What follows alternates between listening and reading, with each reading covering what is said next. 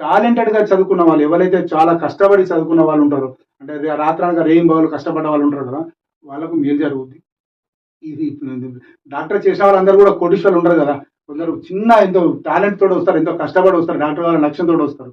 వాళ్ళందరూ పోతారు, ఎవరో వచ్చి అక్కడ కూర్చుంటారు.